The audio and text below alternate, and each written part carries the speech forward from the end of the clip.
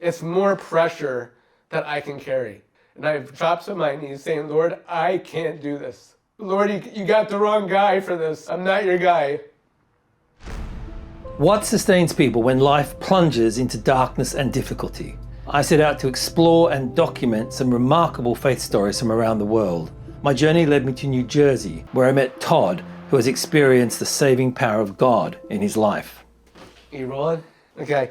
I'm the fourth generation owner of a family piano business. My family's been restoring and selling pianos since 1920, and I was born into this. So growing up, it used to be just my dad and I and maybe 3 or 4 other people, and it eventually grew to now where we have 40 people in the piano business.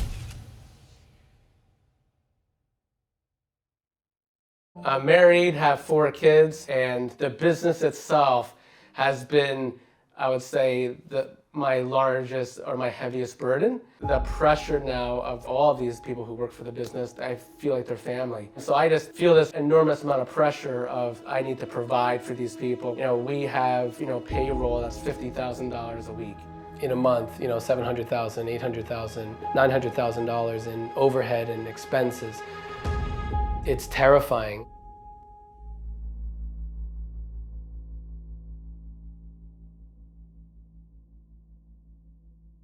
I ended up going out for my wife's birthday, and I'm already feeling the pressure of work and how we're going to pay the bills that coming month.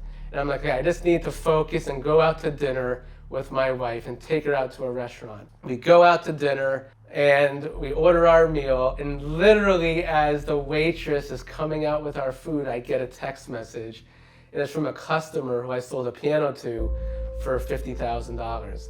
And in the text, she says, Todd, we changed our mind. We decided not to move forward with the piano.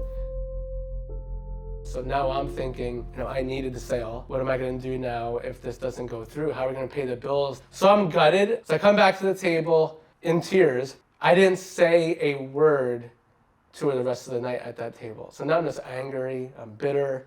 We finish our meal, don't say anything. We get back into the truck, head home. I'm asking, is this it for Linda Blatt Piano?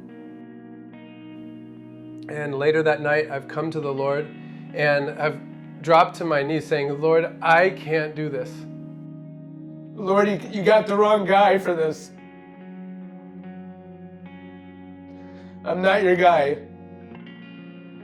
Couldn't sleep. When I have felt it was hopeless, I have felt, I don't know how we're going to do this, Lord. Please, Jesus, help me. I need your help. I love you and will trust in your ways.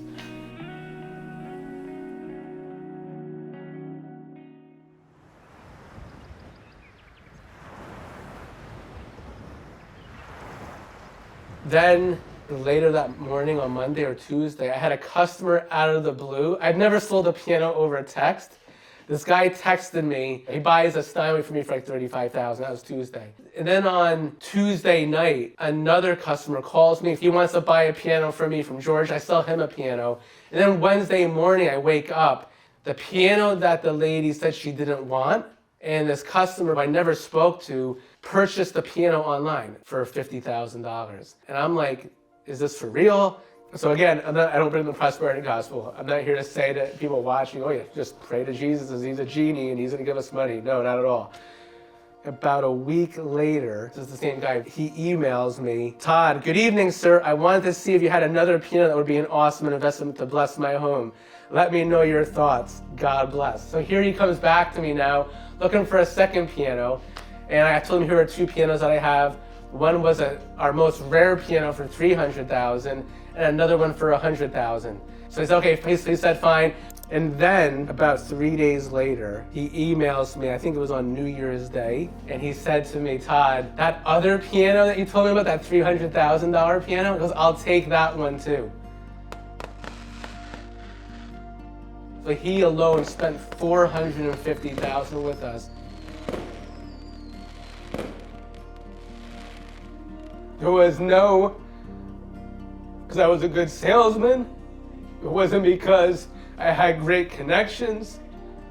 I really believe it was the Lord Jesus blessing so this business could exist. I work with wonderful people. I've surrounded myself with really smart people. But it wasn't them. It was just a miracle that the Lord was able to help provide for us.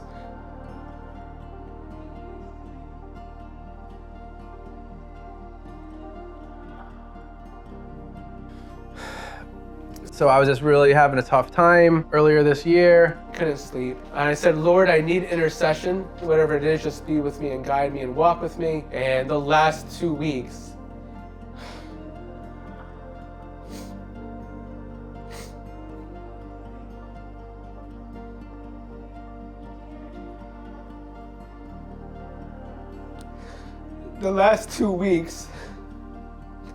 we've sold 10 Steinway pianos.